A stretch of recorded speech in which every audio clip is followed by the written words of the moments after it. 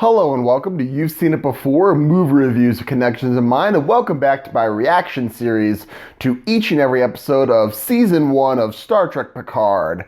Now, if you haven't seen any of my other reaction episodes before, this is just my short-form reaction series where I give my first thoughts on each episode of Picard as they come out, as soon as I see them, as well as certain analysis, what I thought about the episode, what I thought worked, what didn't work, as well as certain analysis as to certain things in the episode that may have seemed familiar to you and where you may have seen them before.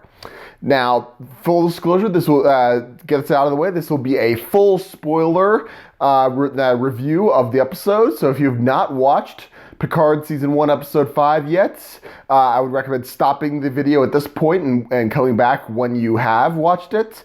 With that in mind, let's get into my thoughts on Star Trek Picard Season 1, Episode 5, entitled Stardust City Rag, in which we find our heroes going to the planet of Freecloud, where the cybernetics expert, Dr. Bruce Maddox, finds himself in a bit of a pickle, in debt to a crime lord on this planet, and the team led by Picard must rescue Maddox in order to locate Soji, the android sister of Daj, in time, but they are also competing against the competing bid of the Tal Shiar, who is also trying to find Bruce Maddox, and also competing personal interests of Seven of Nine, of Raffi, and of Agnes, the doctor from the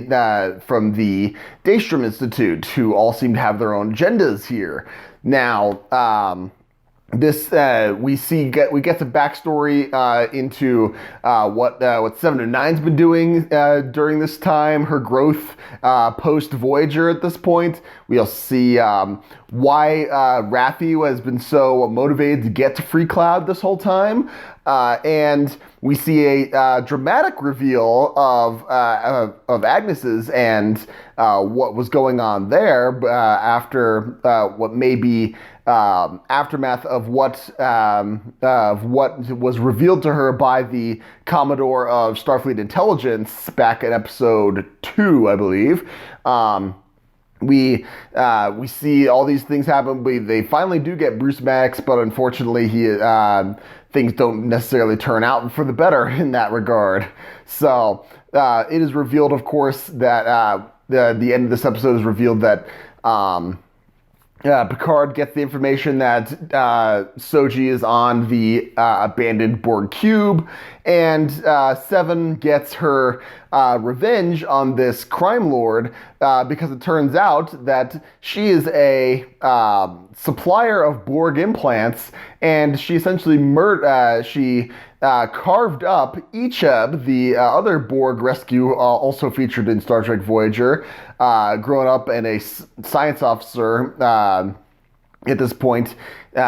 She was carving him up. He was dying, and Seven was essentially forced to mercy kill him to spare him the suffering. So that obviously left a big chip on her shoulder for this crime lord, and she got her revenge in that regard. So that's where we stand going into episode 6 next week. What did I think work about this episode? I thought the 7 of 9 bit was she had her one episode. We may not see her again in the season, but if we do, that would be great, because man, that was a tragic backstory. I even really, one of the big things I wrote in my notes for this episode was, oh my gosh, YSIB is back and she just killed him. That was wow. I mean, that was a well-calculated move by the writers to bring back a secondary character who was important enough to be missed, but not important enough to the story to not be spared the writer's axe, as it were. So that was a good story. I thought Raffi's story on reaching Freecloud with her son, apparently distancing himself from her because she apparently had some substance abuse problems and also had these wacky conspiracy theories about the conspiracy behind the synthetic attack on Mars, which we may find out later wasn't in fact a conspiracy, but it because no one believed her at the time. It seems she'd turned to substances and distanced herself from her family, which was interesting, which would later explain why. When they first approached Freecloud, I liked the fact that there's a bit of meta commentary about this planet. They get like random holographic personalized ads for each person. Rios gets a repair mechanic ad. Picard gets I guess, invitation to the opera or something. Agnes gets a robotics ad, and Raffi gets looked like a weird hookah bar sort of thing in there. So that would point to the history that they may have had, much like how in today's world our online history that translates into more personalized ads that we see on sites on a day-to-day basis on that. So that was kind of a clever touch, even though I thought the hologram ads themselves, right when I saw them, I thought it was kind of annoying, which was probably kind of the point, because it kind of hit close to home about personalized ads getting too up close and personal with my personal life. So as I'm sure many people might sympathize, the only thing I thought didn't work was the over-the-top disguises that Picard and Rios have to adopt in order to get into this establishment. It felt, I think, there's a certain charm to Star Trek when it can be goofy, but the charm comes when it's taking itself seriously. The fact that they're in spite of the goofiness, the fact that they're kind of leaning into how goofy they look and have to act when it comes to this, I feel like in this context of Star Trek, it doesn't quite work.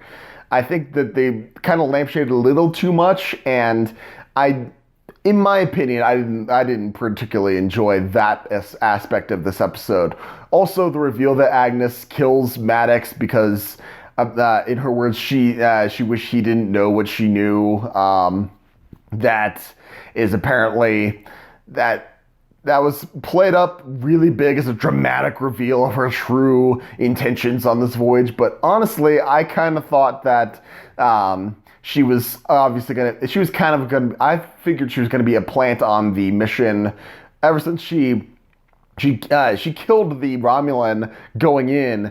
That, to me, it felt like it was an over-the-top, like, gain their trust sort of move, especially coming right on the heels of meeting with a Starfleet Commodore who we know is in on a conspiracy at this point, and it would have been people would have been fools to not think that whole connection would not come back around to play in this series. So that was played up as a big reveal, but I didn't think it was really that big of a shock when she does this, even though it was hard. I mean, obviously it was hard for her because it seems like they were lovers at an earlier time, and so there was obviously conflict there, but overall I didn't think it was that big a shocking twist, in my opinion. But overall, I would say this is an interesting episode, not quite as good as the last week's episode as far as just action and just overall moving of the story. It kind of felt like it did move it forward, but it felt like just it was a necessary step for the characters to catch up to the knowledge that what we as an audience member have already known via the other perspectives that we've seen. So overall, the narrative didn't advance quite as far as the last week's episode did, I think. So overall, I thought it was good. I'm curious to see what happens next week, especially with the developments in this week's episode. I'm really hoping Seven comes back into play in this season, but who knows? We'll see. As far as analysis goes, you have the cliche of Yeah, we'll just give them me, and then we'll give them the fake cuffs that can unlock and then attack. You've seen that in countless like heist films or crime films, even different earlier Star Trek series, such as the Enterprise episode Bounty. So that is the trope that you've seen before, but otherwise, I didn't have much to comment on in this episode. But overall, like I said, good episode. Curious to see what they'll do next week. What did you think of this week's episode? Did you like it? Did you not like it? Let me know in the comments down below. Thank you so much for watching. I appreciate whatever audience I can get. Be sure to stick around my channel for new reactions to Season 1 of Picard as each episode comes in. As soon as I see them, I'll be posting my reactions as soon as I can on Thursday evenings here. And like I said, if you like what you see on my channel, either this video or any other video on my channel, please give me a like, share, and especially subscribe. I'd very much appreciate it.